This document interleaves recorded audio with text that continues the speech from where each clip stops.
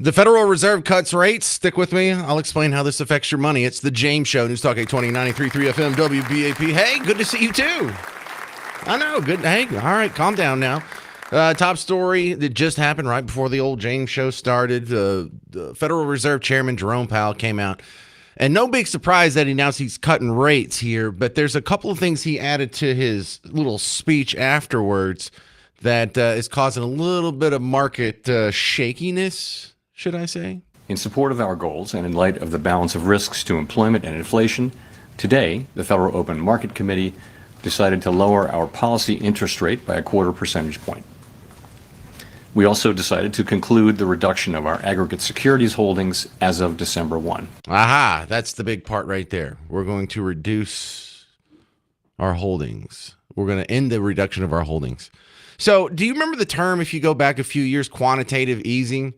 This was this term that they used as putting Christmas wrapping paper on the idea that they're going to print money and throw it into the economy. Well, let's be even more specific. They're going to print money and throw it into mortgage-backed securities is what they did. And so the ultimate backstop on all the big shortfalls that were happening with the credit default swaps, it ended up being paid for indirectly by you. They just printed money that inflated your currency, and they started throwing it at Wall Street, at their friends on Wall Street. They just printed billions and billions, trillions actually, of dollars, about $6 trillion total between the quantitative easing and all the extra COVID spending that had to happen, or they just printed money out of thin air. And so there's this big run-up of assets that they ended up owning. I mean, we kind of ended up owning it, but technically it's the Federal Reserve, and they're not really part of the government. They're an independent agency, air quotes. And so, as years go by, they're not going to hold these things to completion. They're not going to wait for 30-year mortgages to pay themselves off or be sold.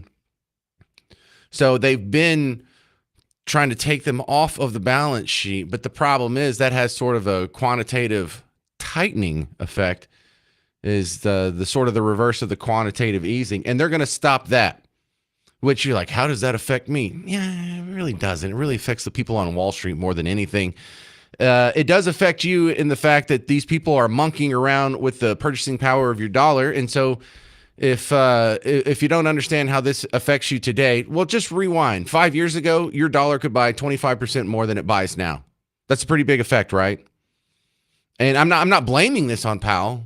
Powell is the guy that's just got to come out and lie to your face about all these situations, because he's covering for the idea that we've created a system in which there is no ceiling on government spending. They can spend whatever they want.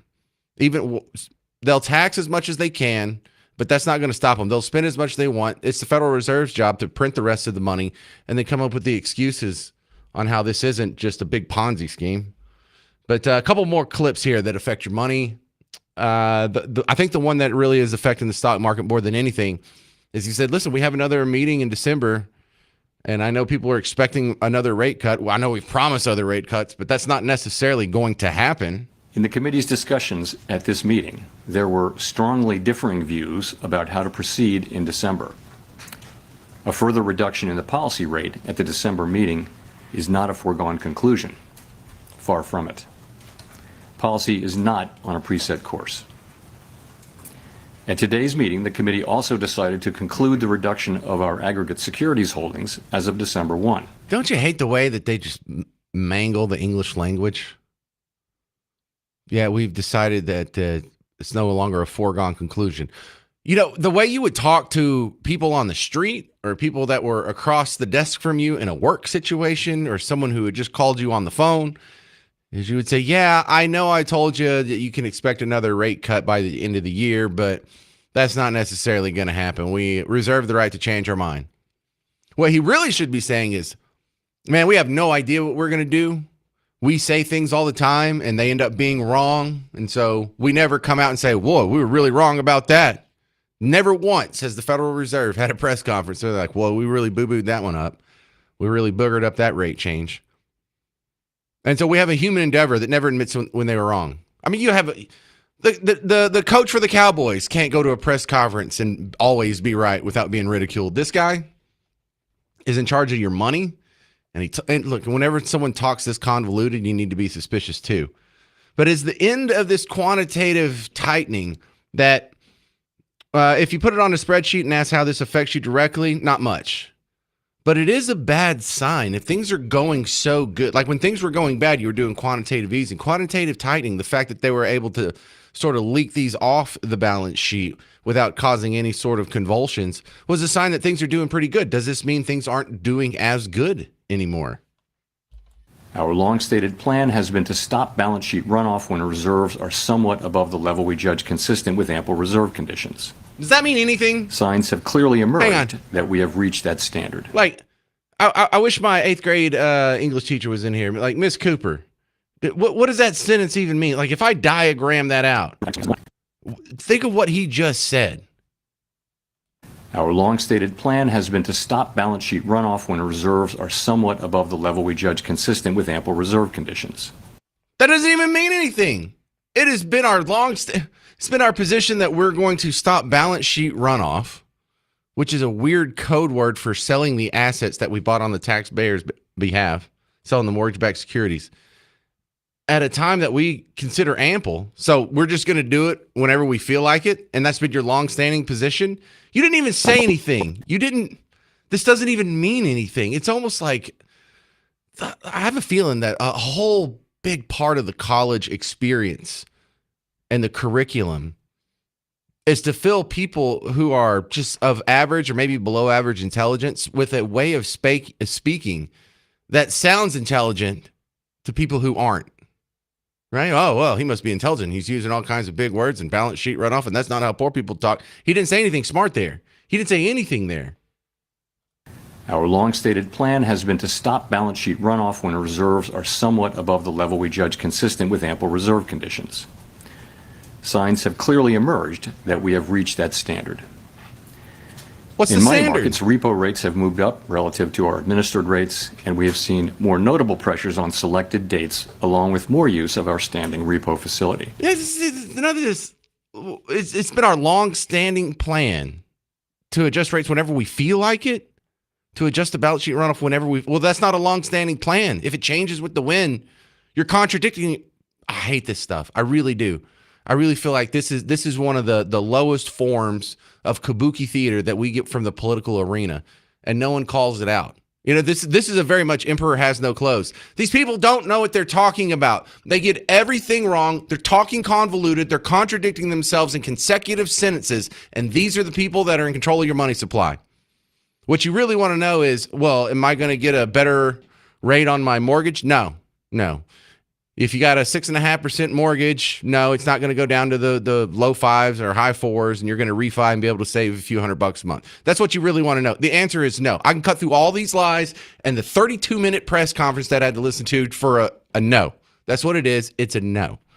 With a little more depth in the analysis on this, I have a guy from the Heritage Foundation coming up next on The James Show.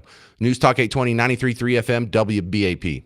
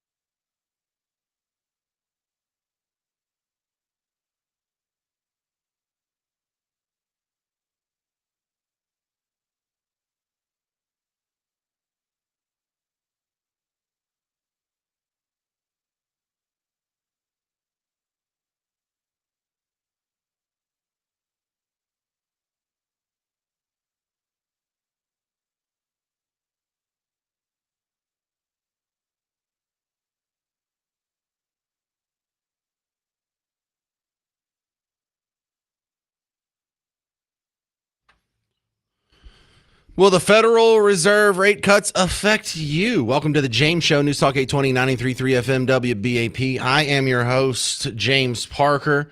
And so that's our top story of the day because it happened right before the James Show In started. support of our goals and in light of the balance of risks to employment and inflation, today the Federal Open Market Committee decided to lower our policy interest rate by a quarter percentage point.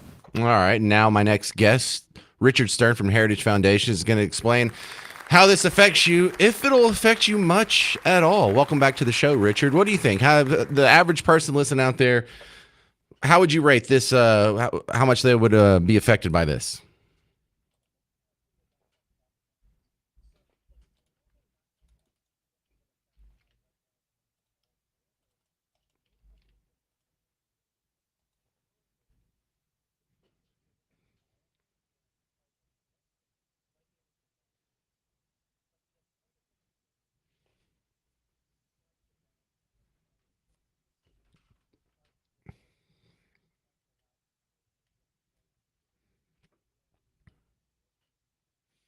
So you see, the stock market was tickling 48,000. The Dow was until a few minutes into his press conference. And my guess here is the markets didn't like what he was saying about the quantitative tightening, if the cool kids are still calling it that, and the idea that we may not get another rate cut in December that was previously expected.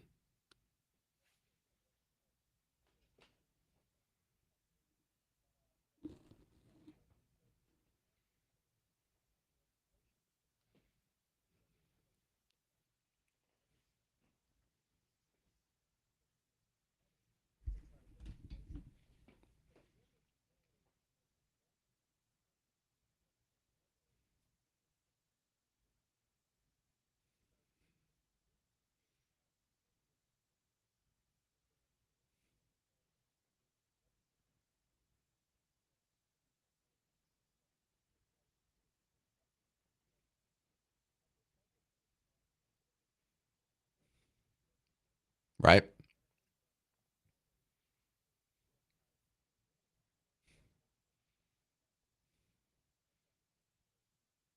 Well, when you want to go forward and see how this is going to play out in December, and if we don't get another rate cut, is that a sign that the economy can't handle it? Is he trying to put out flares that there's an emergency?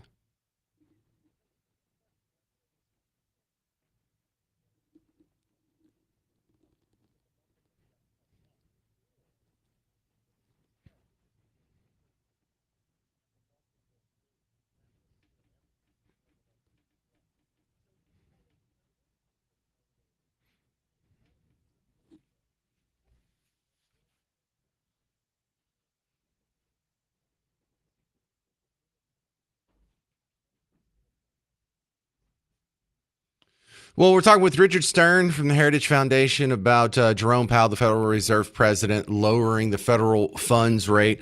And, the big question is, will this affect interest rates that we deal with? And you had mentioned mortgage and cars, but by how much? I mean, is this going to be noticeable? Is it going to be significant enough to change those markets?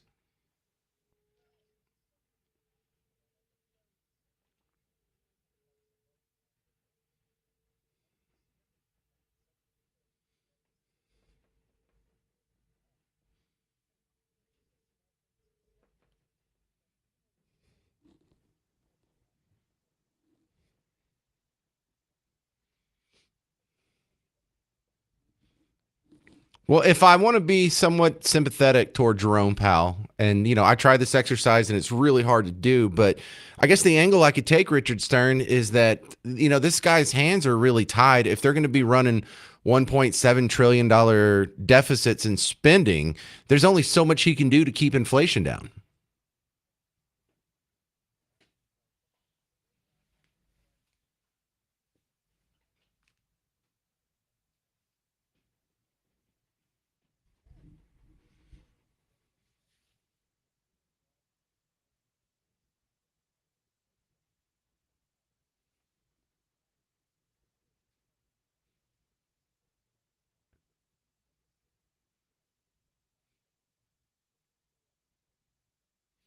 So what about the interest rates on the other side? We talk about how this affects debtors. What about people who have savings? It's been kind of nice in your money market accounts to be able to get like a 3 or a 4% because for a decade it was dog water. Are we going to go back to terrible returns on things like that? Bonds and CDs and annuities and savings accounts even.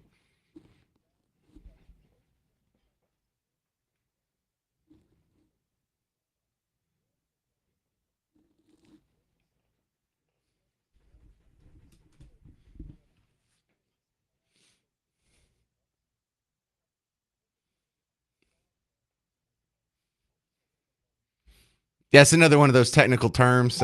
Dog water. All right.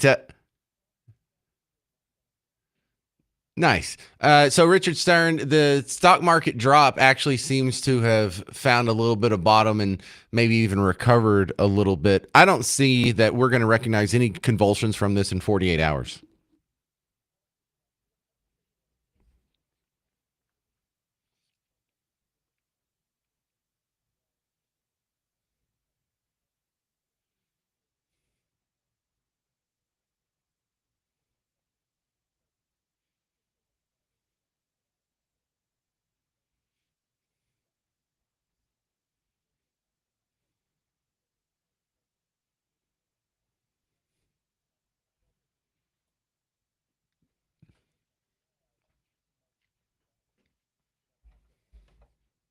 All right. Well, Richard Stern, Heritage Foundation, thank you very much for an assist on this topic. I appreciate your help, sir.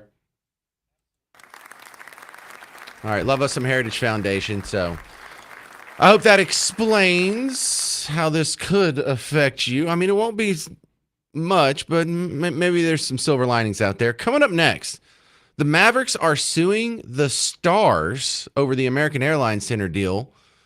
Who's right and who's wrong? It's like watching your mom and dad fight. We'll talk about it next with Donovan Lewis from The Ticket on The James Show. News Talk 820, 93.3 FM, WBAP.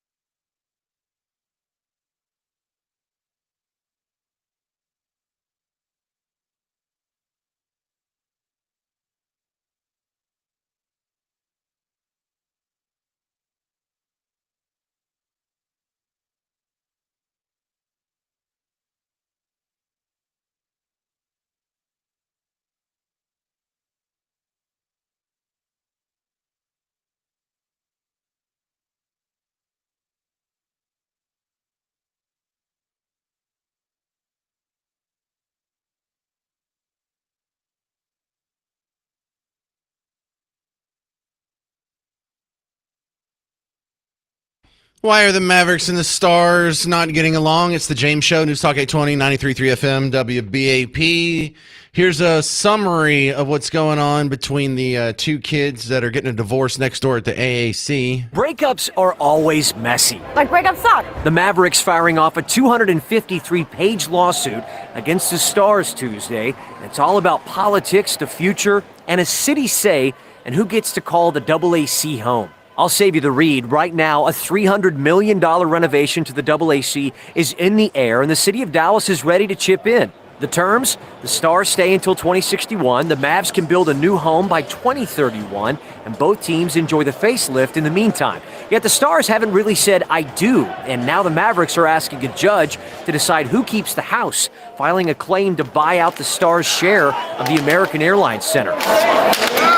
Mavs contest the Stars are supposed to keep operations in Dallas under a deal struck with the city in the late 90s. Their headquarters, however, are in Frisco. Here's the interesting part about all of this. The Stars have had their HQ in Frisco since 2003, and no one's ever sued them about it until now. That suggests leverage is being flexed now as both teams consider their futures, and the city holds the tiebreaker. I think the Stars should just ghost the Mavs. Fans at Tuesday night's Stars matchup weighed in. Plano, I feel like, is what we've heard about. I'd be down to not drive to Dallas every game. I don't want to go to Plano. I mean, look at the Cowboys. It's might as well be a day drive away, you know? In Dallas, I'm Matt Howerton. All right, so that's the breakdown from WFAA, our news partner. Let's ask the guy from the world's most dangerous midday show on The Invasion on the ticket, Donovan Lewis, back on the James Show. Hey, Donovan. So I have a feeling in 5-6 years, we're not going to have either one, the Stars nor the Mavericks at the AAC. What do you think?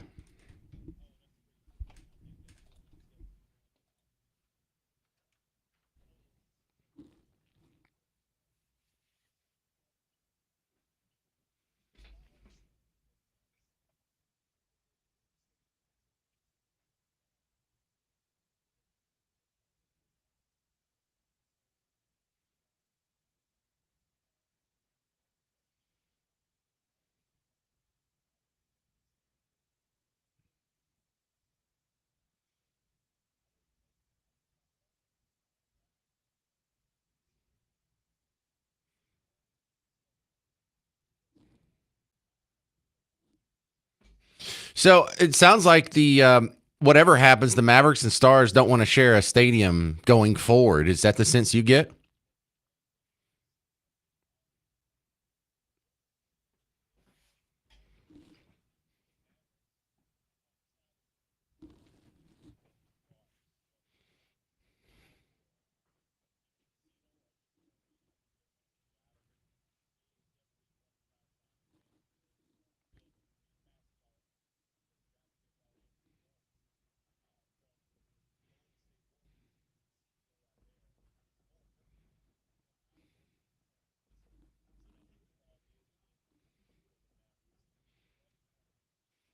Well, it sounds like the Stars are flirting with moving out of Dallas. Is that true? And are the Mavericks flirting with moving out of Dallas?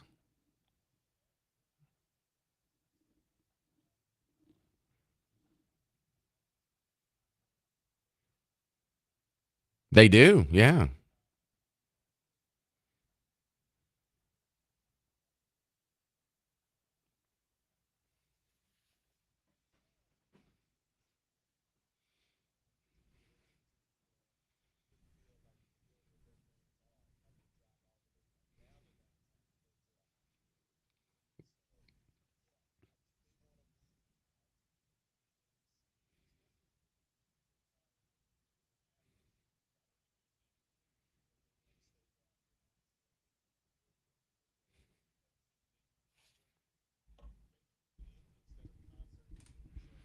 Good, they could just move our studios over there. All right, we're talking with Donovan Lewis from The Invasion on the ticket, the world's most dangerous midday show. So the Mavericks and the Stars, it sounds like they're already divorced. They're just having to live in the same house until we can figure out a new living arrangement.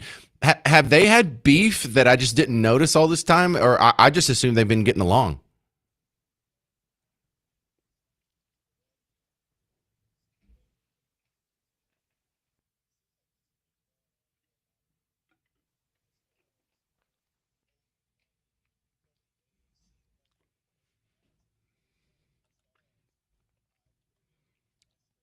What?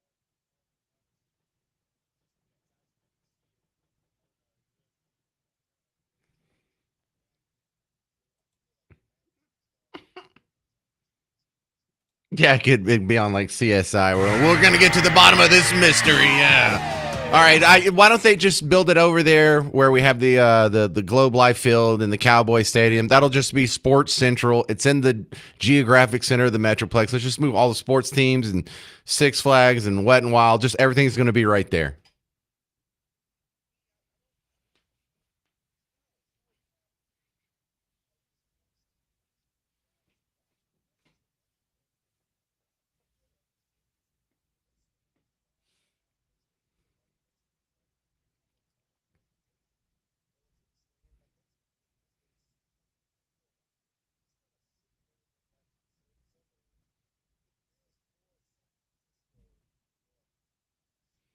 Oh, I feel that. But, the Dallas Cowboys hadn't been in Dallas since the Cotton Bowl because, Texas Stadium was in Irving, now Arlington. So we don't even know what that's like.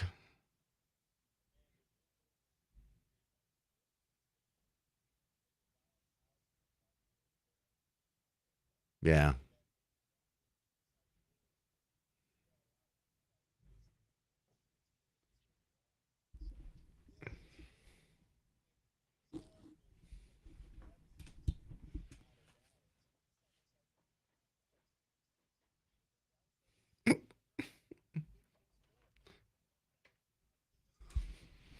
I hear you. And it's kind of awkward watching your parents argue like this, because you like both of the franchises. You want them to stay, but whatever. All right. Donovan Lewis from The Invasion on the ticket. Thank you very much for clearing that up for us, sir. All right, coming up next on the James Show, we're going to talk about what you can do to get the food banks ready. They are bracing for impact starting this weekend. And some helpful tips on the way next on the James Show. 800-288-9227. I'm James Parker on News Talk 820 and 93.3 FM WBAP.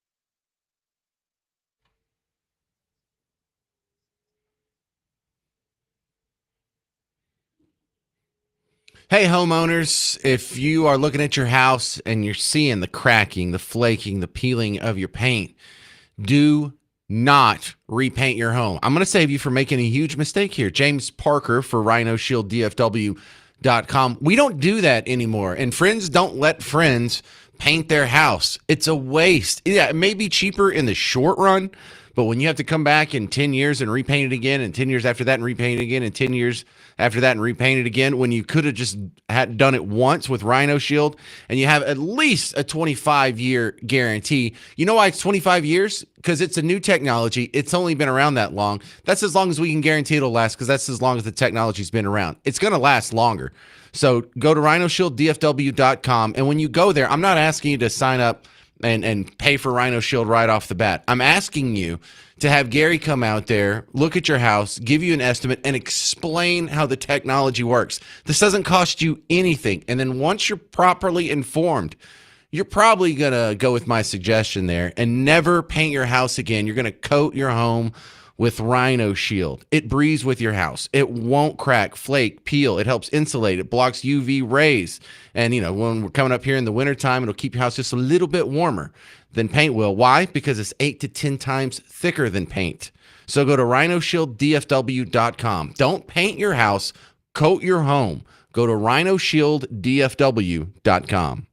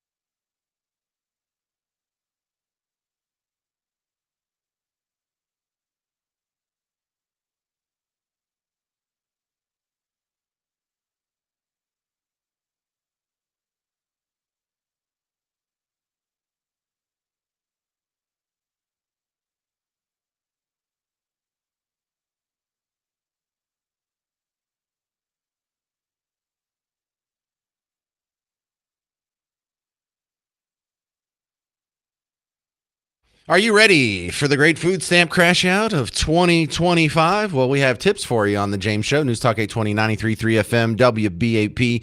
Look, aside from making fun of the people who are crashing out over the food stamps being cut off, aside from having the philosophical and really political discussion, let's focus here on our own backyard and our own community, because right now food pantries need your help.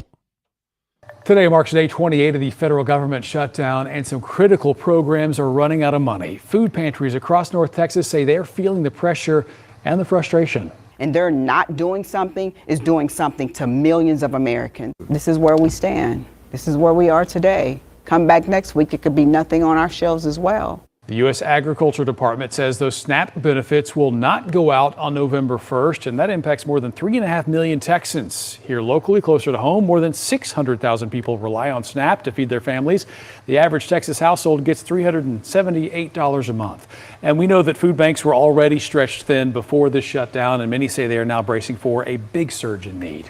All right, WFAA, our news partner on that report. Food banks right now need your help. And if you're thinking, Parker, I don't have time for that. I don't have time to go get some food and drop it off. I don't have time to volunteer. Now, I'm not asking you to do that. How about $40? $40 to who? Figure it out. Ask your phone. Because, North Texas Food Bank is sort of the food bank jurisdiction I'm under here. Well, yesterday I had an email from someone who said, hey, I donated to my local food bank here in Clarksville. Do you know where Clarksville, Texas is? It's like 30 miles east of Paris. The real Paris, not the cheap copy they have in France, but Paris. And I was thinking, you know what? Everyone find out. If you don't already know what your local food bank is, the closest food bank, the one that serves your community, now's a good time to find out. I'm not going to go look it up for every municipality that is in the WBAP listening area. You need to find that if you don't already know. Out in Bug Tussle, we have the East Texas Food Bank. I remember when I lived in New Orleans, it was called Second Harvest. If you're living up in the North Dallas area, I talked to Cheryl from Minnie's Food Pantry yesterday. So find out. North Texas Food Bank was interviewed. Their CEO, Tricia Cunningham, talked to WFAA this morning. If the SNAP program is not funded for November, as it is not planned to be, I've heard it will be the greatest example of mass hunger in the U.S. since the Great Depression. Do you think that's a fair description? I do think it's a fair description because food banks cannot make up that gap. If you just look at the 12 counties that the North Texas Food Bank serves, it's about an $80 million per month in loss of benefits for those individuals while they will get them on the back end, we know in order to qualify for SNAP, you don't have a safety net. You don't have reserves to dip in. So you can't float the government in order to be able to get those payments later on. So they're going to be turning to food banks and food pantries. And we've already heard from our partner agencies that are out in the communities that they've already seen that. Do you buy that, though? Because the two parts of that I find questionable. This will be the greatest example of mass hunger since the Great Depression. Stop it. That's ridiculous. Number two is the idea that, we just can't handle our poor people without the government being involved. Well, we did it for all of American history up until LBJ. And if we've forgotten how to do it, then we need to relearn how to do it. You're damn straight we can take care of poor people and hungry people without a government program. It would take all of us chipping in, or at least more of us chipping in than we do now. But the estimates on what that would cost are kind of iffy. Because if you look at, how much would it cost? How much are we paying per person for all of these means-tested programs? The number's bigger than you think. When you talk about what we shell out in means-tested benefit programs at the federal level, $1.1 trillion. So that's, welfare, like the cash benefit. That's SNAP, the food stamps. That counts for Medicaid. That counts for public housing. Over $1.1 trillion. We only have 155 million people filing an actual tax return. We have 155 million taxpayers. So that's $7,000 per taxpayer. You can also scrape a few of those out because about a third people don't actually pay into the tax system even when they file it. So we're getting into some pretty rough numbers here. If you count the other social programs, there's two of them that are even more expensive than combining all the means-tested benefit programs. You have Social Security, which paid out $1.5 trillion last year. That's 22% of the whole budget. Medicare is another $912 billion. And if you want to add in what the states pay on top of that, you can throw in almost $800 billion, another $750 billion. So we are throwing out over $3 trillion, about $4 trillion in social programs. Are you really getting the return for your money on that? Because I see people trying to use some weird math here. And if you just take just the SNAP benefits and you divide it by all the people in America and not just the taxpayers, you can come up with a pretty low number. Check this out. Hey, so by the way, the average American in taxes pays $36 per year. Per year. In taxes towards SNAP benefits. So all of these people coming on the internet being like, it's not my job to pay for your kids and your housing and blah, blah. Shut the up. $36? That just tells me that you're a horrible person. I'm sorry. I'd give $100 a year. I'd give $200 a year if it meant getting people off the streets and fed. Yeah, you're just a horrible person. Yeah, I'm just a horrible person. That's all it takes, $36 a year. If it really took that much, why wouldn't we just all donate $36 a year instead of spending $4 trillion in taxpayer money? Something's coming up short in your math, young lady. And if it was just $36, then why don't you just tell people to donate? We could afford to feed all the people. If it's just $36 per person per year, I doubt it's that low there. And if it was, wouldn't you just be telling people to donate? Hey, we could save all these lives. All you got to do is donate $36 each one of you per year. And you could save. You're not even saying that. You're saying turn on all these programs. None of it makes sense. 800-288-9227. 800-288-9227. Coming up next, will the food stamp crash out create lesbians? You'll hear the case next on The James Show. News Talk 820, 93.3 FM, WBAP.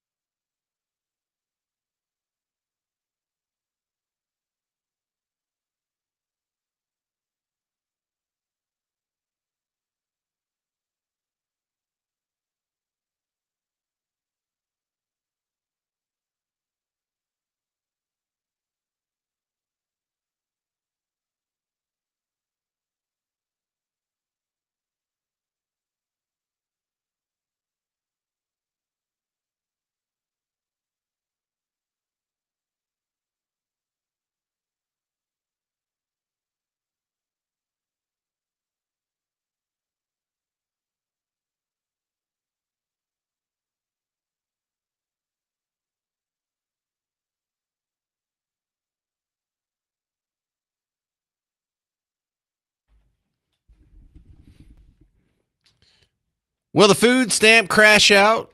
Create more lesbians. You think I'm playing? No, it's the James Show. News Talk 820 93.3 FM. WBAP. I am your host, James Parker. Just to prove that I'm not making it up, this is a theory that is being passed around by too many people.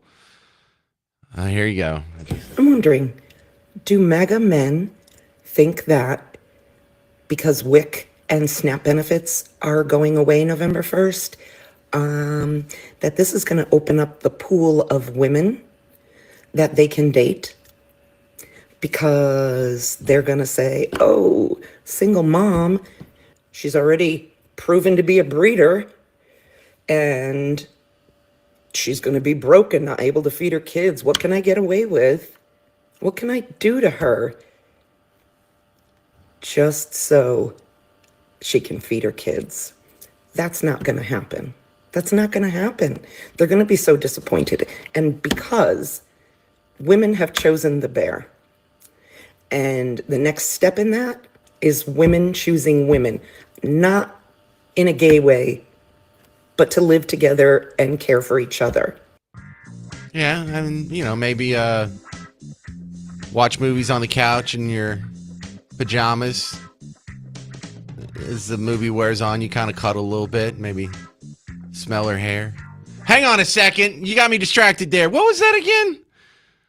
If we miss some food stamps, women are going to turn to lesbianism. Single moms are going to turn... Did you even catch like the weird false premise she was building this goofy theory on? Like, MAGA men, do you really think that without food stamps you're going to be able to get single women? No, that's not what anybody's thinking. No guy out, well, I shouldn't say no. Few guys out there, especially MAGA guys out there, are like, boy, if I could only get some woman that's already tied down with some other man's kids, that's what I really, is there some way I can finagle my way into this scenario? Can I please just get someone's leftovers and raise someone else's children at my own expense? Oh my God, is there some way we can manipulate the government just like Hitler would do? What was that? What was even this weird fantasy that you have? Like, we're over here celebrating, oh, what can I do to single moms? Like we're the bad guy in a 80s cartoon. Listen to this. Just the beginning of the sound clip is hilarious. I'm wondering, do MAGA men think that because WIC and SNAP benefits are going away November 1st, that this is going to open up the pool of women that they can date? Listen to that. You have no idea what goes on in our heads, lady. You have no idea. Oh my gosh. They're cutting off food stamp benefits. They must want to sleep with us really bad. What fantasy are you living in, lady?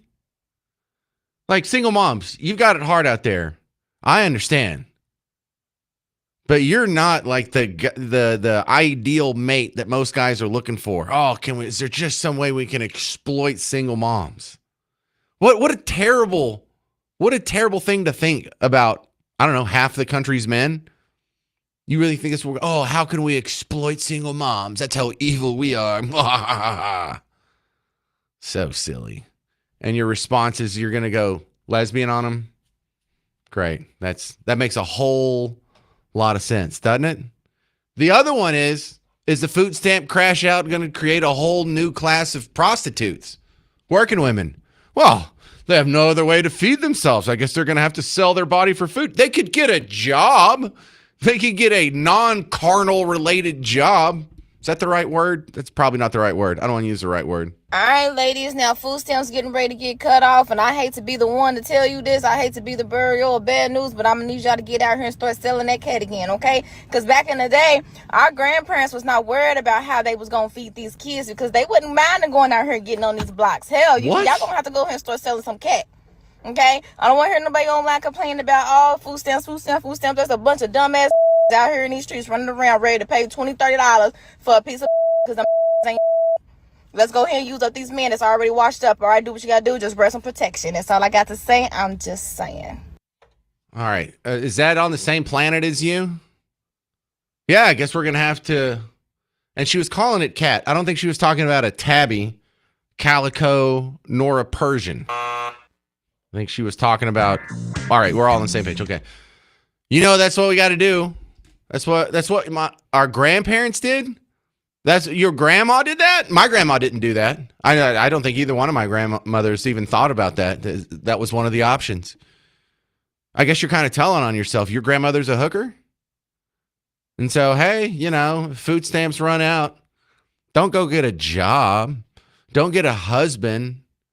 No. Be a hooker. This is the next step. This is the next in your algorithm and your logical flow chart. Hooker is next.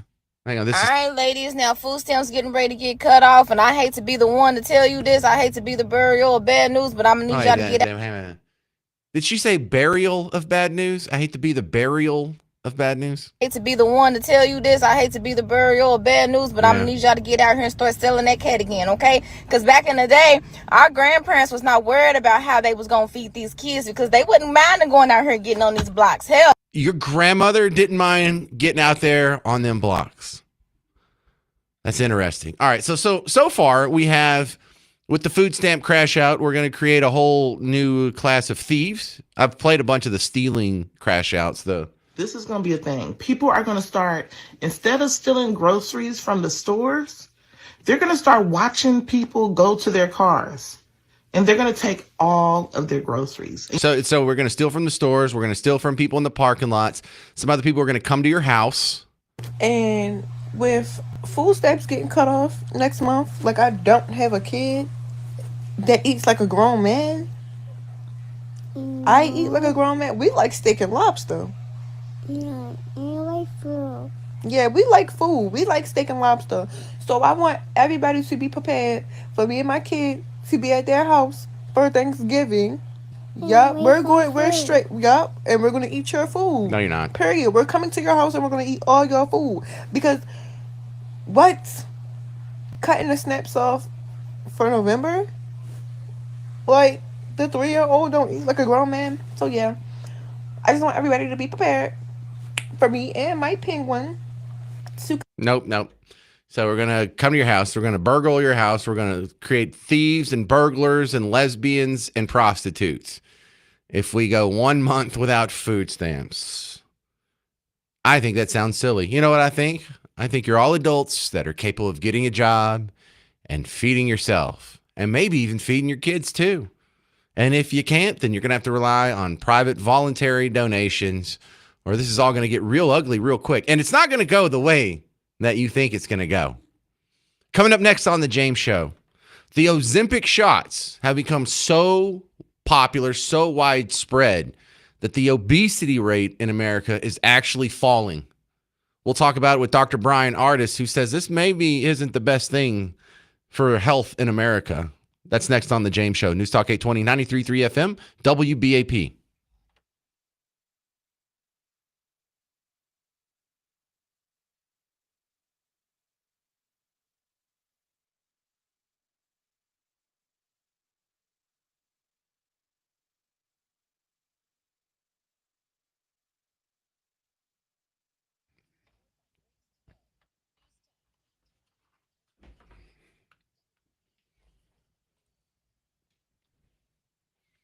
What's up, Texas sports fans? James Parker here for the Prize Picks app, and whatever sports you're enjoying right now, you can add a little bit of fun to it with the Prize Picks app, America's #1 daily fantasy sports app. And I don't care which team is your favorite. Cooper Flagg is on the app. Kyrie Irving's on the app. Mikko Rantanen is on the app. Ottinger is on the app. There's some Cowboys on the app too, but you can also take advantage of the Cowboys having absolute hot garbage for defense and just say whoever the running back is on the other team, more, whatever the stat is, just keep picking more on running backs for the other team. And that's the beauty of Prize Picks. You have inside knowledge that you can turn into real money. You know who's playing injured. You know who's got an advantage. You know who's up and coming. You know who's on the way out. Take that knowledge, that inside knowledge that you have from just naturally being a good sports fan, use and get some money out of it. Download the Prize Picks app. Use promo code WBAP. You get $50 in lineups with your first $5 lineup. What's a lineup? 2 to 6 players. You pick more or less on a stat. That's it. So download Prize Picks. Use promo code WBAP. Get $50 in lineups with your first $5 lineup. Prize Picks. It's good to be right.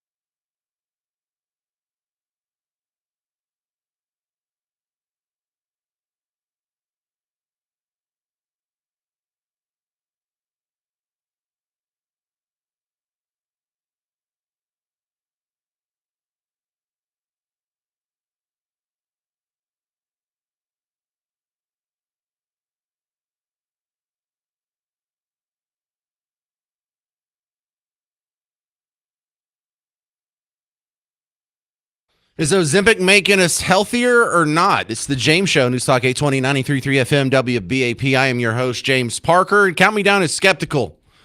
I see all these people on Ozempic, and yeah, you're skinnier, but look at your face, look at your body, look how droopy you look. You know, I'm glad you've lost 70 pounds, but it's not because you're healthier, it's because you're dying, is what it looks like to me. Dr. Brian Ardis is coming back on the James Show. You can find his show, the Dr. Ardis Show, online. Good stuff. And I know that you're also Ozempic skeptic, so I wanted to bring you on. I thought of you when I saw the new report that the obesity rate in the United States has fallen, and Ozempic's getting a bunch of credit for that. But the question I want to ask you, is it really making us healthier?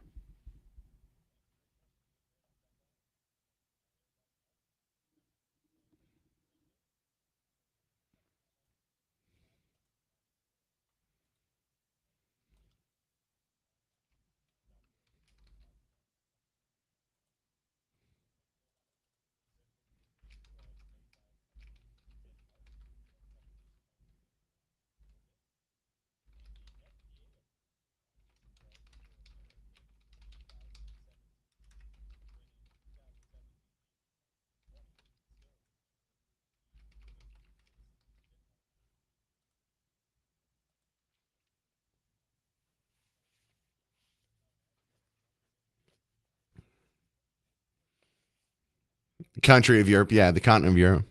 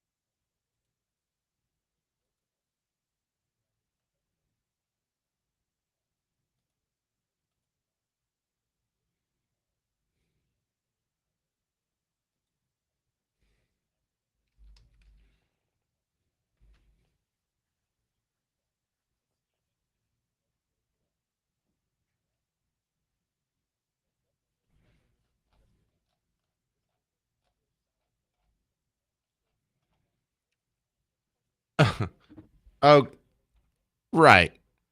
But Dr. Artis, you're blind, but are you fat?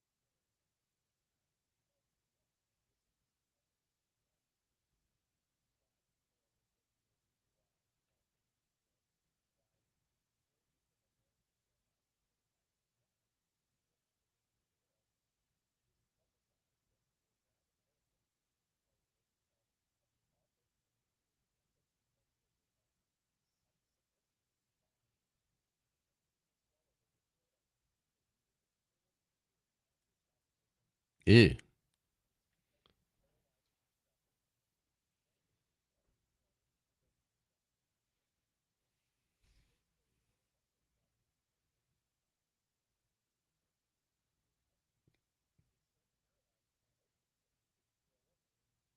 Ew.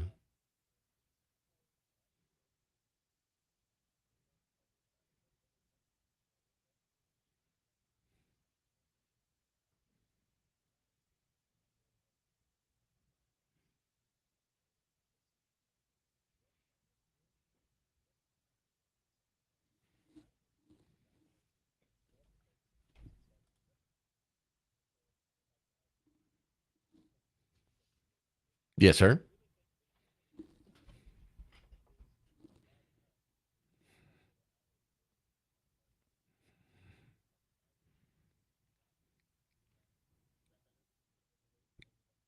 Oh my God, no, no. And Dr. Artis, this has been one of the most frustrating parts about being a person with a public platform that has to talk about this stuff. I have just marveled at how much the human being, the human experience, hates diet and exercise, really hates exercise, because I see people doing all kinds of wild diets. And like when the great example was the what was it, the Atkins diet, where you could wake up and you could eat bacon and you could drink the grease and then you could have like eggs, but you couldn't have any bread, but you couldn't have anything that had sugar in it. And I just thought, well, if you're cutting out like a whole leg of your nutritional stool, you're not losing weight because you're getting healthier. You're dying. You have a nutritional hole and your body's collapsing on itself. So I just noticed people will do just horrible things to themselves, anything other than exercise. And so now we're down to what? What is this, lizard poison?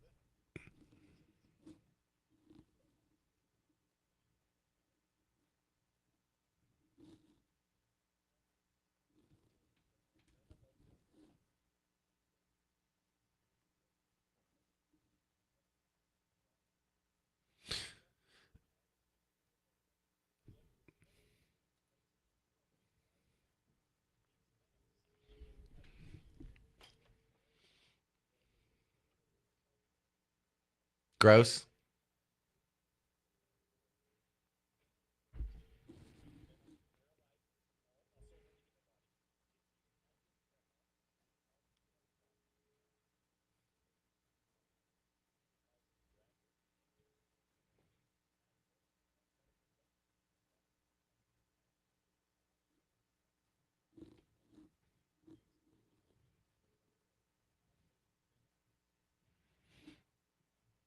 All right, that's a wow moment.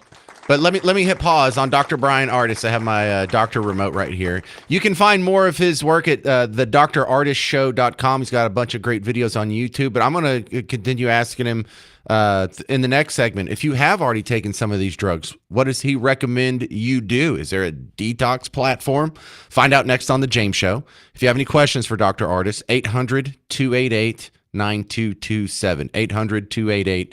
9227. I'm James Parker on News Talk 820 and 93.3 FM WBAP.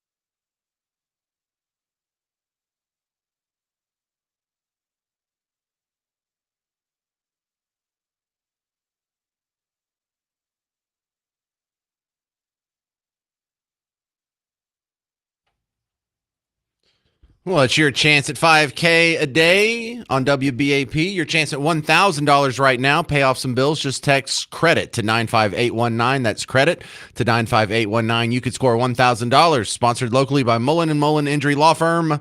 Good luck.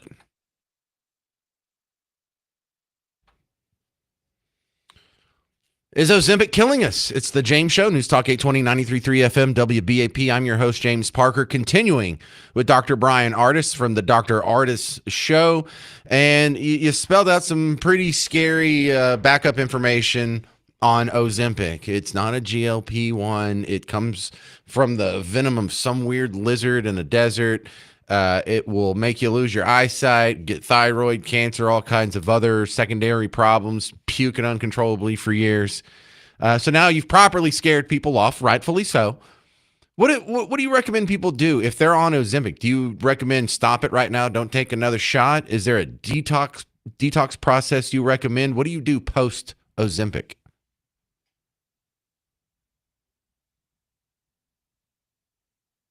Artist not here?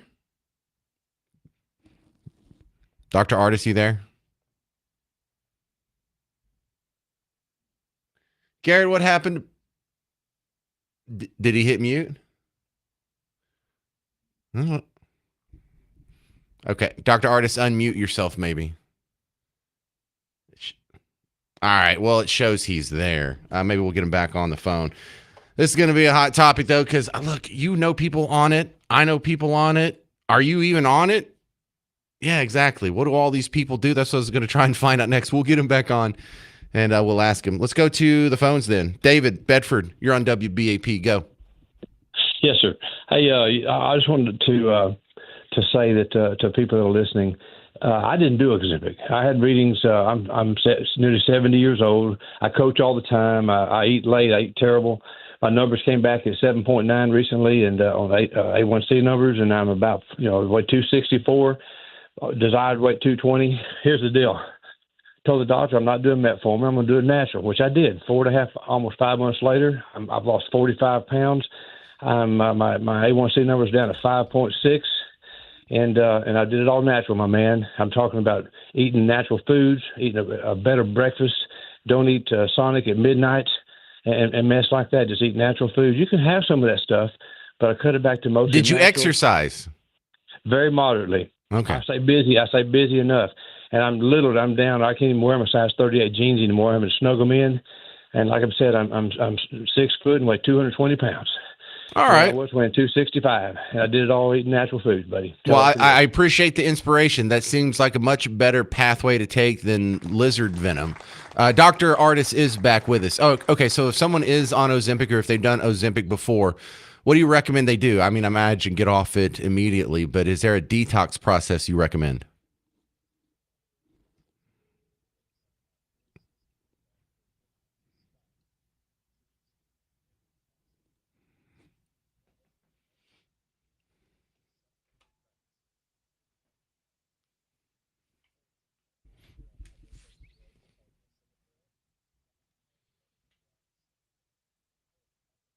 Gross.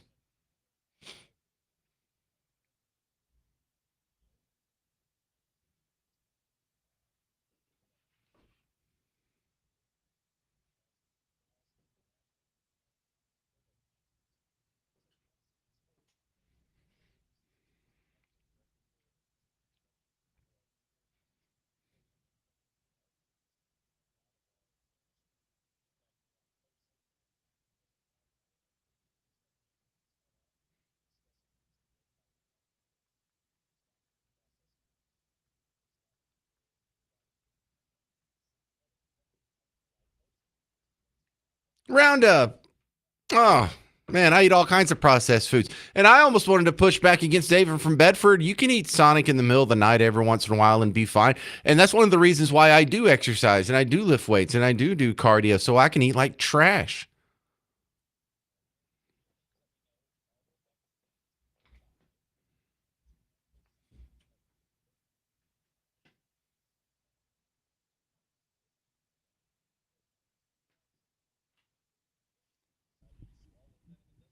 All right, Dr. Artist, we've only got 2 minutes left in this segment, and I'm dying to hear this info. So but go fast.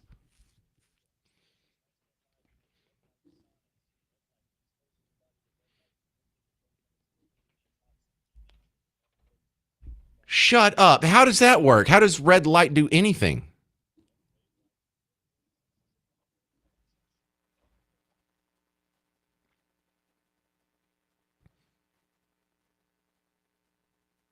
See, you'll be happy to know Miss Parker actually does the red light sauna thing. Miss Parker.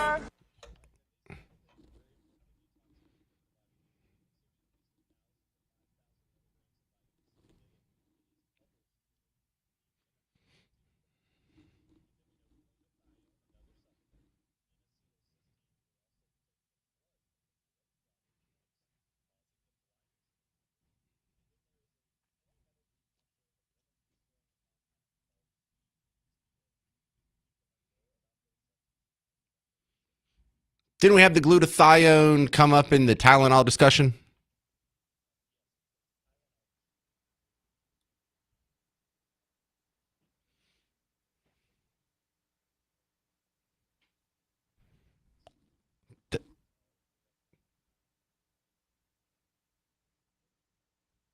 All right. Dr. Brian Artist, great info. I appreciate both segments on the James Show. You want to find more of him, look at the drartistshow.com. He has a lot of great videos on YouTube and whatnot. Thank you again, Dr. Brian. All right. So some of you are on snake venom right now. I imagine of the tens of thousands of people that are listening right now, someone just got their Ozempic shot and like they're at a red light and they're just kind of looking at their arm like, what did I just do? Rick and McKinney, you're on WBAP. Go. Yeah, I've been on Ozempic in the past, but I'm currently on Mounjaro, so I was going to ask the doc if Mounjaro does the exact same thing. He said yeah at the beginning of the previous segment. So good luck with the turbo cancer and the blindness, Rick. I appreciate it. I appreciate it. Another quick one. Jackie in Frisco, you got 30 seconds. Go. Yeah, I have type 2 diabetes, and my doctor put me on Ozempic back in February. Since then, I have lost 20 pounds. I really only had 20 pounds to lose. I wasn't like morbidly obese or anything, but I almost immediately started experiencing the vomiting, the nausea, no matter the most bland food that I would eat, the smallest portions that I would eat, everything was horrible. Even now to this day, I weaned myself off of Ozempic. I'm not taking it as of about a month and a half ago, and I still can't tolerate anything with any spice at all. I mean, it wow. has totally changed everything. You heard Dr. Artist at the very end of that. Red light therapy, high doses of vitamin C, get some glutathione in there, and I'll put up this podcast so you can go back and revisit this info later. Not just you, Jackie and Frisco, everybody listening. Good excuse to come back and check out the James Show podcast later because you can show your Ozempic friend or your Ozempian spouse or your Ozempian kids even. This is not good, and here's what you do about it. Coming up next on the James Show, Hamas may have broken the ceasefire. Is there going to be peace in Israel still? Find out next on the James Show. News Talk 820, 93.3 FM, WBAP.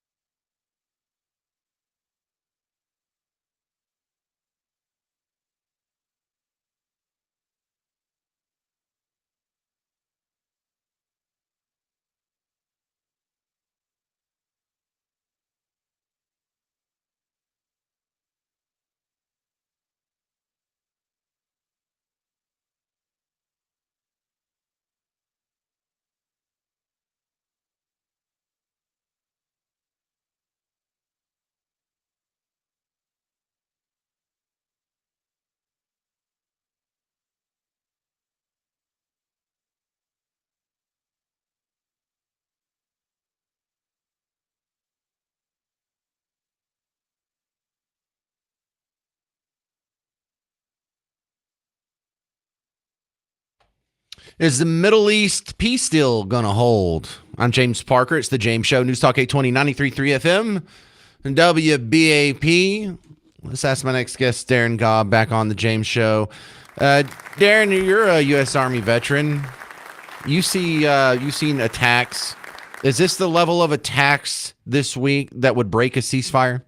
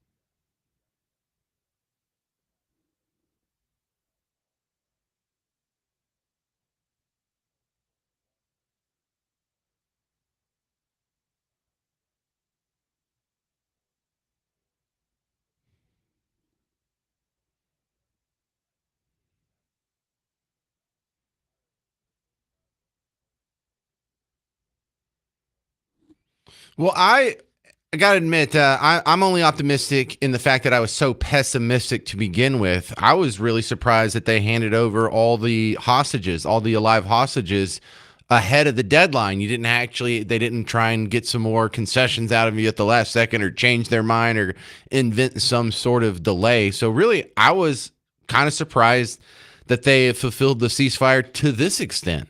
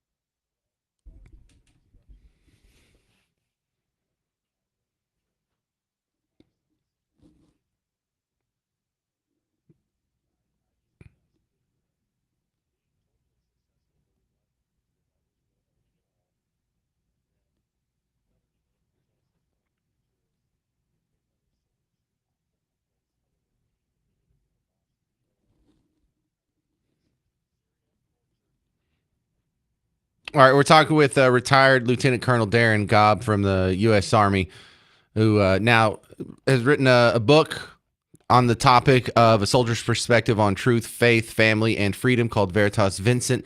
And I don't see how we ever get peace out of Gaza with anyone Palestinian in charge of Gaza. And it's not that I'm anti-Palestinian, it's that you can tear down Hamas and get rid of it. But if you leave the same people there and they reconstitute the same government, that's the pattern we've noticed our entire lives. Like you mentioned the PLO, there's been the PLO, there's been Fatah, there's been Yasser Arafat. Whoever's in charge there, they're not very friendly to Jews. And I don't want to keep repeating that pattern.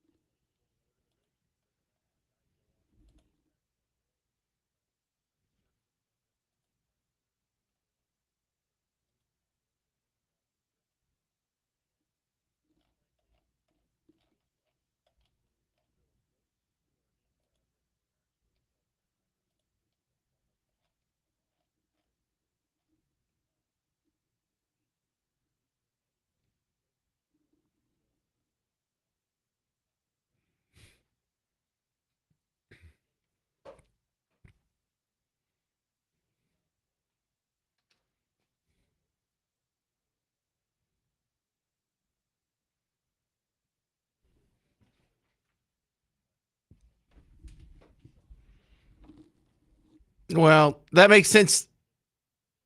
That makes sense to me. That's the only thing that makes sense to me. But the Israeli government won't say it.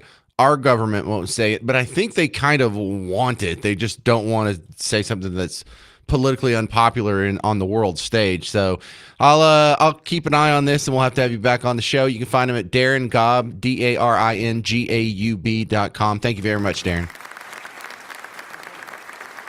Coming up next on the James Show. What the heck did Jasmine Crockett say this time? You'll hear her response to Trump challenging her to a cognitive test coming up on the James Show. News Talk 820, 93.3 FM, WBAP.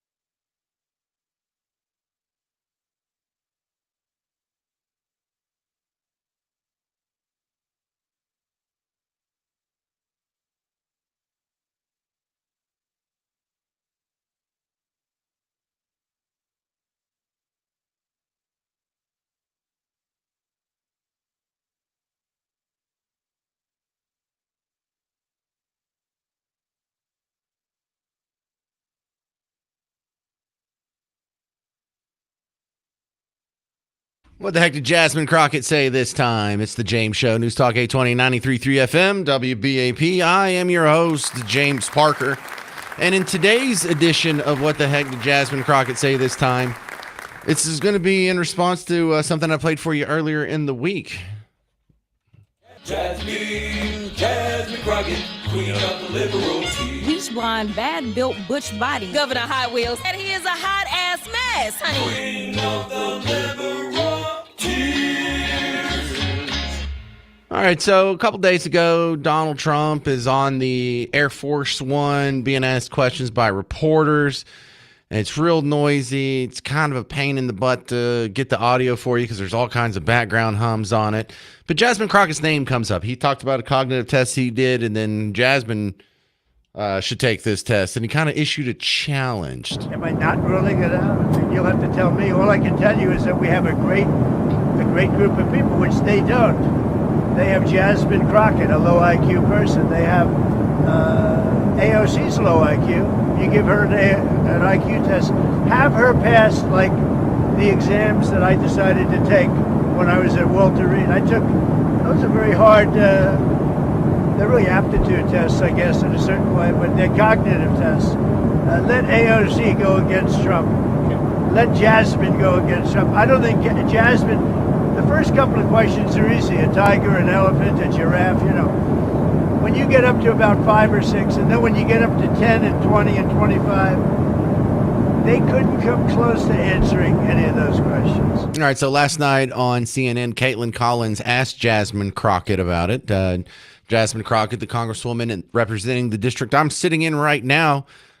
Somehow this became racial, but listen to the rest of the answer, too. Listen, I'm waiting on a reporter, and maybe it'll be you, Caitlin, that finally asked him what is his IQ, because he is constantly talking about, he doesn't even know what a low IQ is. He don't even know which scores are low.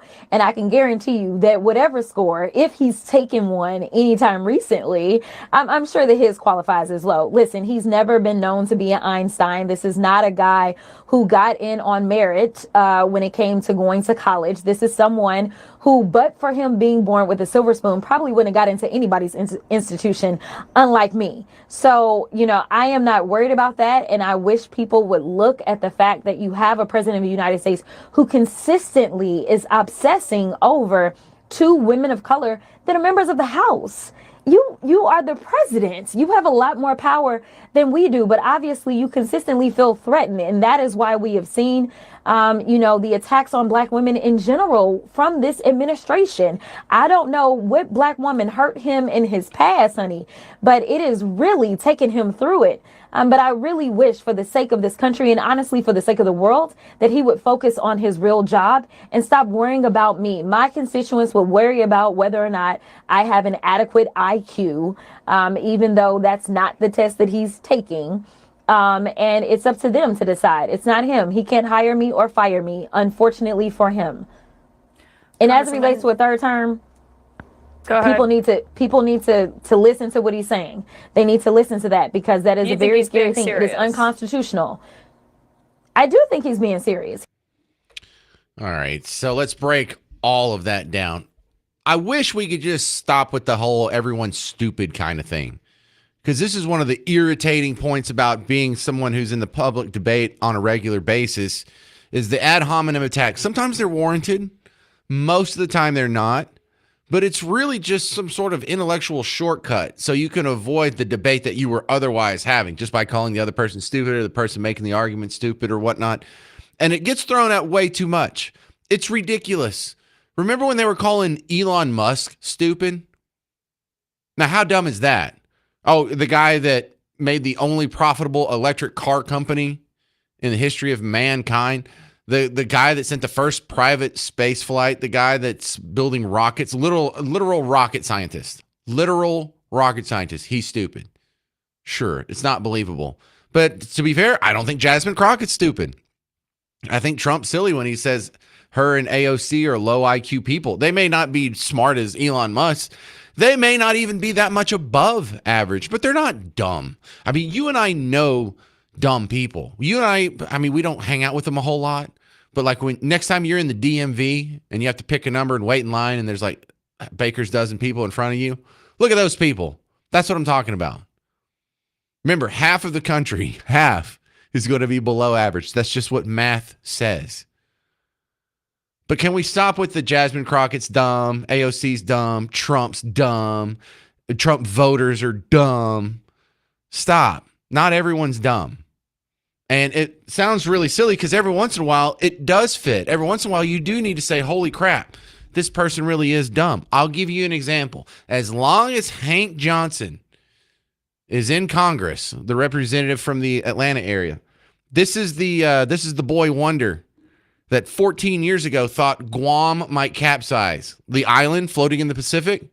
He thought it was literally floating in the Pacific like an igloo cooler or something. Remember, he said this in Congress. Yeah, my fear is that the whole island will become so overly populated that it will tip over and capsize. That, my friends, that is dumb. That, you can call that dumb. That is a low IQ person. It never dawned on him that every island, that every scrap of land on planet Earth is an underwater mountain that comes above sea level. He didn't know that until he was in his 60s or maybe 50s when that soundbite came out. Here's the crazier part. He's been reelected 7 times since he said something that dumb. So you can say Hank Johnson's dumb. I'll even give you the grace to say Hank Johnson voters are dumb. Because even if you believe, even if you're on Team Blue, and if you lived in his district, wouldn't you raise your hand and be like, hey, can we put someone else in the primary that knows how islands work? Can we, I don't know, did he think it was just a big inner tube out there? And he think it was just like floating on a big air bubble?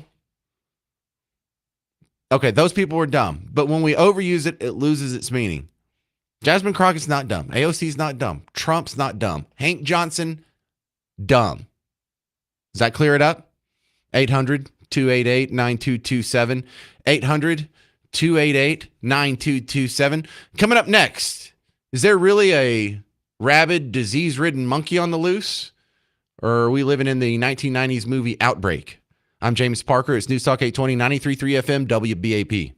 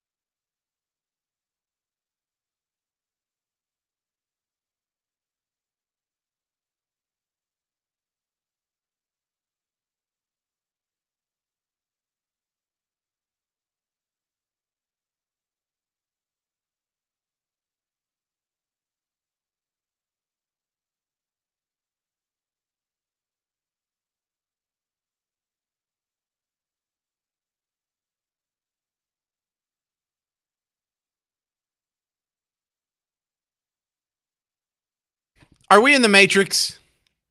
Seriously.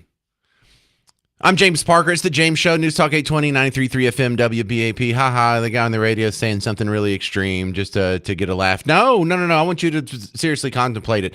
What is more likely? That there is an absolute perfect recreation of the first 20 minutes of the movie Outbreak, the one with the great Kevin Spacey. All right, it's a Cuban Gooding Jr. movie. Is that better? Is that less controversial? No, but in the movie Outbreak. Now, I haven't seen this since like 1995 or whenever it came out. But if you're not familiar with it, maybe you probably remember the box in Blockbuster Video. You remember how like you didn't see most movies, but you saw the box for every movie, right? Blockbuster or Hastings or whatever chintzy little video store you ended up in. But in the movie Outbreak, it was the one that had the rhesus monkey on the front. And some diseased monkey with the most deadly virus combo ever managed to break out of a research facility, and they were trying to find a cure for the deadly virus while catching this. All right, let me look it up. Okay, a capuchin monkey. All right. And if you think, well, James, why do you have to do corrections like this? Because I'll get 28 emails if I don't. Okay. There's people out there who don't email me unless I say the slightest thing wrong, and then I get 28 of them. But in this movie Outbreak, there's a disease and a monkey that they're trying to catch, and the monkey is the carrier of the disease. Now, here we go. It's now 2025. This movie did come out in 1995. I remembered correctly. Thank you very much, Capuchin people. But we go over to Mississippi, of all places, and now we have a diseased, virus-ridden monkey on the loose. Right now, authorities in Mississippi are looking for a monkey on the loose after this truck crashed yesterday, and there he goes. Sheriff's deputies say the truck was transporting 21 research monkeys from Tulane University when it overturned. Authorities urge people not to approach the monkey, claiming it's infected with several viruses. This is not a movie, folks. No, it kind of is a movie. It's a movie called Outbreak. We already saw it.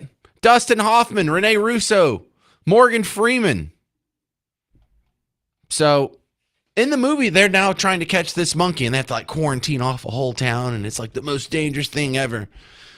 But Outbreak is something that came up in our consciousness again 5 years ago, because in the middle of the COVID outbreak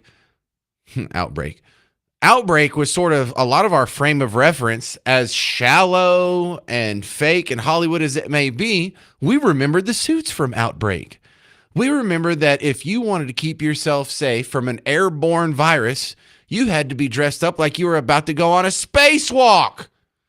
You had to be fully covered with the gloves and the sleeves and the breathing apparatus and the shielded face. And it was a whole thing.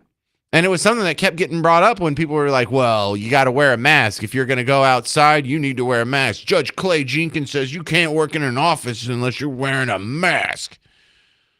Excuse me, masks don't stop airborne viruses. We saw the movie Outbreak. Thank you very much.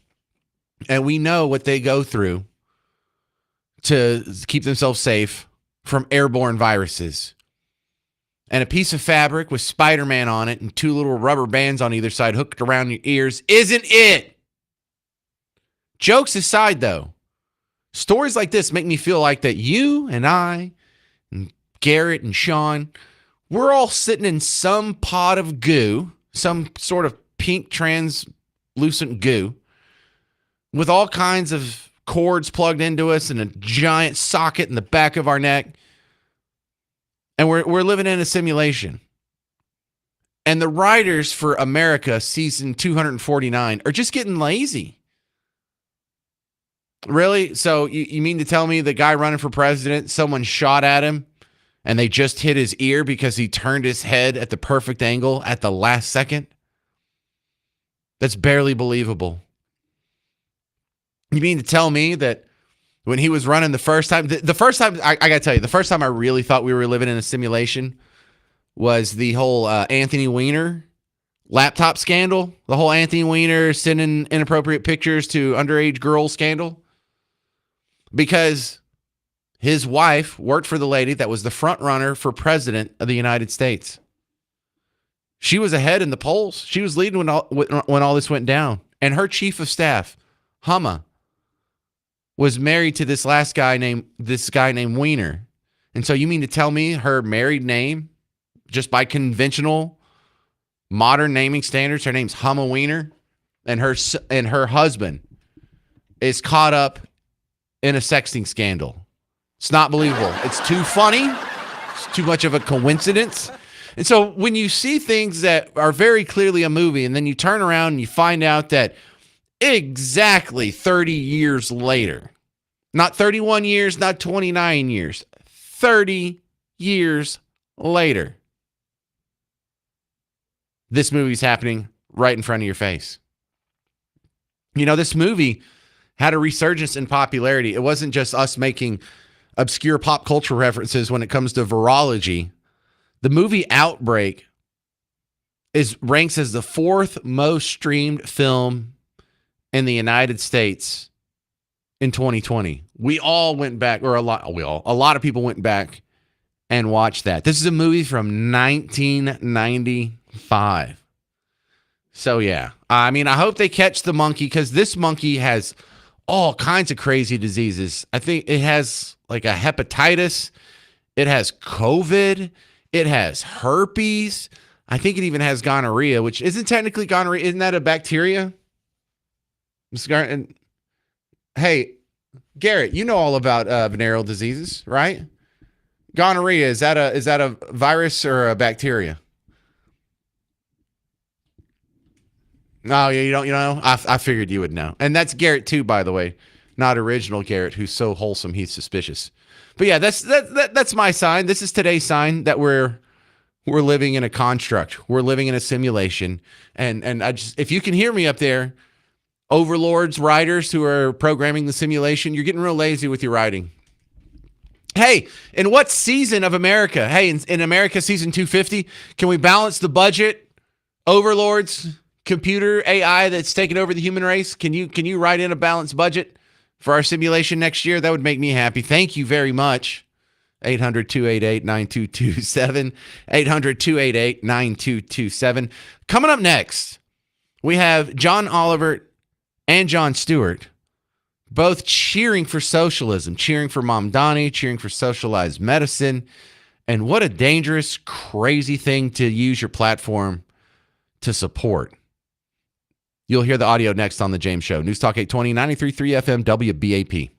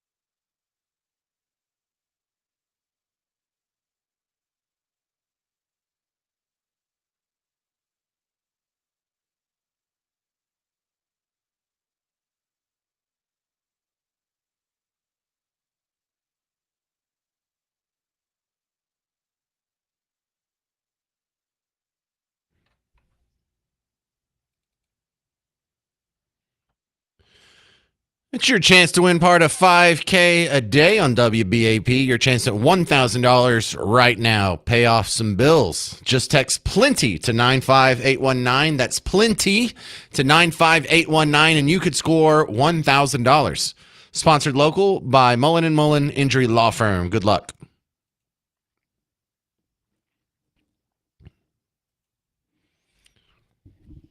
Well, it's a real problem that people are cheering socialism. This is the James Show. News Talk 820, 93.3 FM, WBAP. And I don't say that lightly. I don't say that because, my team is good and your team is bad. No, I say that because the people promising socialism, people saying the same thing socialists are saying now in America, in the 20th century, they murdered about 100 million of their own people. So, it's a little bit more than just a slight little disagreement on the worldview. It's kind of the most murderous, deadly ideology ever discovered in human history. And we're just throwing it around like, yeah, let's try that. No. This is democratic socialism. It's totally different. So you get to vote in the tyrannical authorities that are going to destroy your economy and murder millions of your own civilians underfoot. Yeah, this is way better. This is totally different. Not the same thing at all. Oh my God. This should be real concern. The people who say things like this should be run off of the set just as if they had a swastika on their arm. Why do we think the swastika is so bad? Because an ideology, it wasn't promising to kill a bunch of people or to hate a bunch of people or to be destructive. It was promising what? Economic growth, fairness, equality, universal health care, universal child care, women in the workforce, not this old fuddy-duddy family tradition, women staying at home and being in the kitchen stuff. No, your parents are old and disgusting and wrong. This is progress. We're going to have high taxes on rich people. Sound familiar? Everyone's going to get an education. We'll wipe religion out of the public schools. Does that sound familiar? So that's exactly what a group of people did back in the 30s in Germany and in Austria. And it's being cheered on. In fact, the guy that's 10 points ahead right now for the mayoral election in New York City. Just an open and avowed socialist. And here's Jon Stewart. Had him on a show yesterday, cheering him on. I wish you all the best. Honestly, I think any New Yorker who looks at someone getting an opportunity, who's representing communities that have not been as representative, a Muslim, a young person, a progressive, a democratic socialist, there are so many different communities that are looking to you. And this, I hate to put it on you, as a bit of a Jackie Robinson moment. And I know that probably wields some weight, but man, oh man, what an exciting opportunity. Thank and I wish you the best. That is so... Yeah, we got it, audience. You don't know what you're talking about. That is so racist. Do you understand the racism in that? Because, when Hitler tries socialism, we all agree it's bad. When Stalin tried socialism, we all agree it's bad. When East Germany tried socialism, we all agree it's bad. But wait a second. We have a Muslim this time, so this is going to be totally different, y'all. This is real diversity. He's young, he's Muslim, he's a progressive, he's a Democrat socialist. Yeah, it's the same terrible ideas that has failed everywhere they're tried. It doesn't matter the color of the skin that's trying it. It's still a terrible idea. And I notice you're campaigning not based on the content of his character, not based on his policy platforms or how he would even govern. You're cheering him on based on what? Innate traits that he can't even change? Oh, look, he's a foreign-born Muslim brown-skinned fella. At least he's not white, though. Isn't that important? Good Lord. There's no real diversity here. Like the current mayor, Eric Adams, I don't even know what that dude is. He doesn't seem to be much of a policy wonk. But the guy before him, Bill de Blasio, Democrat socialist. Like a literal avowed Democrat socialist. Used to be a Marxist, but moderated in his old age. I don't know, sometime between becoming a billionaire and taking a helicopter to the gym every day so he can work out in a different building, he became less of a communist and more of just a Democrat socialist. There is no diversity. There is nothing new here. This is Seinfeld. And over here on HBO, we go from Comedy Central to HBO. You have John Oliver on his show, who used to be on the show with Jon Stewart, talking about socialized medicine. Like, hey, isn't this a great idea? I mean, they have terrible wait times and results in Canada and UK, but it's socialized medicine, so it must be better. I'm sorry, single payer. Don't you love this lie, this Orwellian turn of phrase? If the single payer is the government, it's socialized medicine. So what can we do here? Well, as I've said before, so many of these problems would go away if we had single-payer healthcare, and we could get closer to that by making regular Medicare more expansive and easier to navigate and getting rid of that 20% gap in coverage. So when you add up all of Mamdani's policies, he talks about universal daycare. He talks about getting women in the workforce and public transportation and equality and food stamps and welfare and taxing the rich. And I'm not making this stuff up because you hear it too. On top of that, socialized medicine. Can we go revisit our favorite Austrian immigrant who 20 years ago did an interview warning us of the policy changes that came when the Nazis, the National Socialists, the literal fascists took over in Austria? Next thing, what happened? He nationalized our healthcare system. She means Hitler. You understand? Next thing, what happened? He nationalized our healthcare system. We had a reasonable good healthcare system, which was financed by private insurance.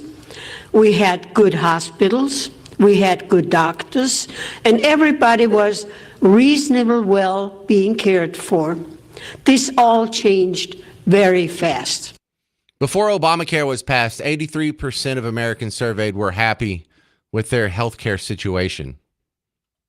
The government just keeps taking more and more of it over. But listen to the other social programs she mentioned from the H guy, good old Hitler.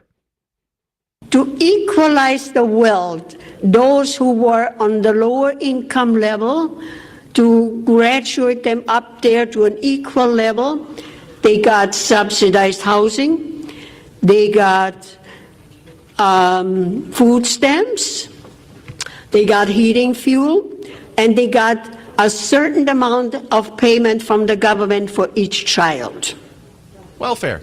So they equalized the country's wealth by taxing us 70% to bring that level, the lower income level, into an equal level. And that is called socialism. Oh my goodness. You mean the gun control loving people?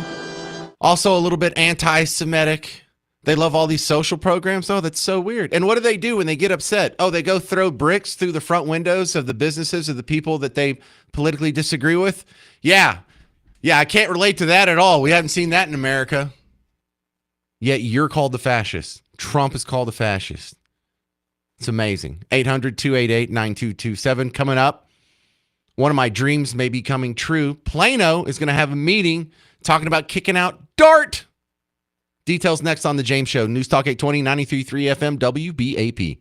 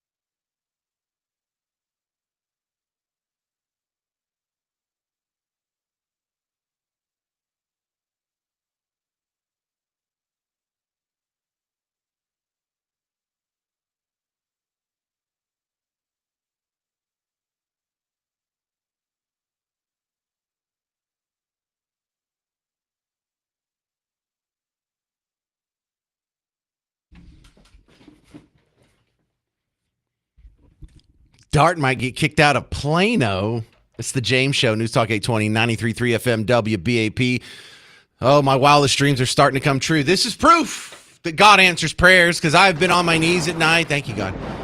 And I've looked up at and said, sweet baby Jesus, I don't ask for much. I don't want fame. I don't want fortune. I just want a healthy family, happy kids, and I want Dart to die. That's all I've asked for. And I've been looking for signs. You know, I've been looking at the end of rainbows. I've been looking in the bottom of wishing wells. I've been staring at the crucifix behind the pulpit at church, saying my little anti-Dart prayer. And sometimes prayers do get answered. Sometimes the big guy's listening. And not the big guy, Joe Biden, who's taking 10% off of all the bribes that his son's getting. But no, I mean God himself. I'm probably going to talk more about this on tomorrow's show because I just heard about this right before the James Show started. This was published. I mean, seriously, this was published at like 1 o'clock this afternoon. But it goes from the Dallas Morning News. In an article by Lily Kirsch, her headline says, Dart's future in Plano in question as city council considers vote to withdraw. Oh, really? Do tell. The Plano City Council is going to hold a special session this coming Wednesday, not today, but next Wednesday, November 5th at 5 p.m. to consider holding an election. So the Plano City Council is going to decide Wednesday whether or not they want to put it to the voters of Plano. And then next year, I guess in the midterm elections, the people of Plano are going to rise up, let their voices be heard, and they have a chance to kick Dart out of their city. And it's so beautiful. It's just, I've dreamed about it happening. I've wanted it to happen. I pray for it to happen. I've been cussing Dart ever since they gave me the James Show on WBAP. I was cussing Dart before that on other stations here in Dallas. And I never thought it would feel this good. Just to have the chance. Like it hadn't even been cut yet. Just the idea that they're going to have a meeting about putting up a vote and letting the voters decide whether or not it's going to be cut. I am absolutely ecstatic. And yes, I do also enjoy the terrible irony that they just opened the new Silver Line for Dart. Did you hear about this in the news? Oh, in the news, they were just loving it. Oh, isn't this great? Check this out. We have a new Silver Line that's opening up. It's going to be great. Everyone's going to love it. No, they're not. So they had a Silver Line opening party last weekend. Check this out. This was the report from WFAA on Friday. They are setting up for a weekend of parties at every stop along Dart's new Silver Line, a 26-mile regional rail service that spans Plano to DFW Airport. 10 stops, 7 cities, 3 counties. They predict you can get from this Shiloh Road station out east to the airport in under an hour. Dart CEO Nadine Lee tells us this is more than a celebration of new transit options. They are a celebration of regional collaboration, economic growth, and the bright future of North Texas transportation. Bright future. Bright future, y'all. Bright, he said bright future. Bright future. They didn't know that 4 days after they run this report, a meeting is going to be announced where they talk about ripping these tracks up. Oh, I just love it. Hey, keep going. Tell me what an awesome success this is. What about this setup is each one of these trains has 2 cab cars, 2 coach cars, and the engine module is right down the middle. Each of these vehicles seats 220 people and 485 people total for those sitting and standing. And they'll run daily between 4 a.m. to 1 a.m., arriving in 30-minute intervals during peak hours and hourly during the other times. They are set up for what Dart says is an exciting day. A day long talked about, long planned for, and what could be a victory for mobility across DFW. Yeah, it could be a victory for mobility, or we could vote to rip all this crap up within a calendar year. This is just amazing. I am so ecstatic about this.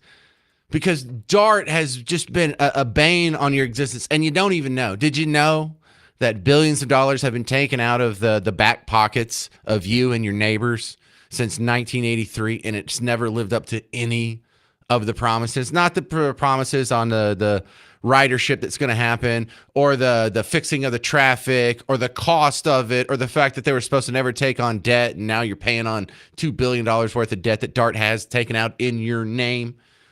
With all the rapes and the stabbings and the shootings and sexual assaults, I don't know, man, I just remember getting on DART, and every once in a while you'd sit down and you'd be like, oh no, this seat is wet. Oh no, that's not Dr. Pepper either. It's been a huge embarrassing failure. We tried it. It stinks. It should have been given up on a long time ago. And at very least, can we learn our lesson and stop expanding this garbage? The Silver Line's going to be a huge embarrassing failure. The line from North Fort Worth to Norman, huge embarrassing failure. The idea that we need one from Dallas to Houston, a huge embarrassing failure waiting to happen. And I just hope to God, if anyone up in Plano or the Plano City Council is listening, or anyone has access to these people, put it on the ballot. Let the people of Plano speak, and let the beginning of the end of this long, dark nightmare happen. All right, that's going to do it for the James Show today. Stick around. Mark Levin's coming up next. In the meantime, if you need more James Show action, there's an excellent podcast of the James Show. And when I take this show and I edit it down and I take out the commercial and the traffic and the weather and the sports and the news, it really distills down to about a 30-minute segment per hour. So you can check out this show in about half the time. Check out the parts you missed on the podcast, especially the Ozempic segments from earlier today. All right, that's going to do it. I'm James Parker. This has been The James Show, News Talk 820 and 93.3 FM, WBAP.